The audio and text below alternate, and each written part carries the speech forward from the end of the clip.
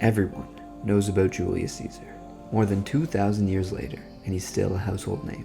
When we think of great historical figures who changed the course of history, we think of people like Napoleon, Hitler, Churchill, Martin Luther King, Jesus.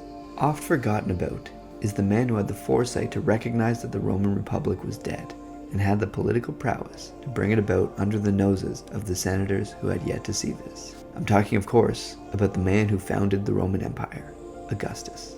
Rome at that time was incredibly suspicious about monarchies. It was enough to destroy someone's career by just saying they fashioned themselves a king. No, Rome would forever remain a republic. Augustus saw the writing on the wall, that the republic couldn't work anymore, even though to say that would be blasphemy. He set about a clever plan in order to continue grabbing more and more power without technically gaining more titles, to only at the end ascend to the highest possible level and become the first emperor. Augustus was the Frank Underwood of the ancient world. He was born into privilege with a wealthy father and a great uncle in Julius Caesar. Though his father died young, Octavian, which was his name at the time, was able to spend a great deal of time with Uncle Caesar until his assassination. In his will, he found out that Caesar had posthumously adopted Octavian, giving him the best claim at heir. All of these gave Octavian the greatest claim to be dictator of Rome, even though he was a very, very young man at the time. He was sent to bring Brutus and Cassius to justice for the assassination of Caesar.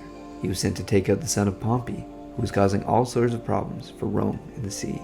He was meant to deal with Mark Antony, but came back with an alliance that allowed them to split up the Roman provinces how they saw fit.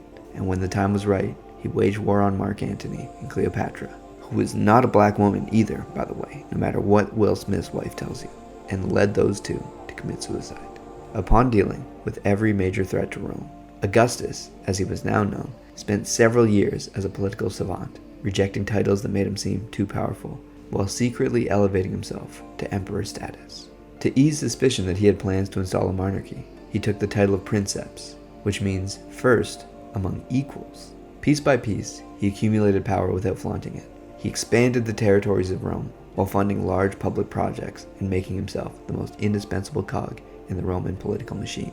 From the time that he first assumed the consulship, which was the most powerful position in Rome at the time, to his death, 56 years he spent building the Roman Empire out of the ashes of the Republic. His final words were, "I found Rome a city of bricks and left it a city of marble."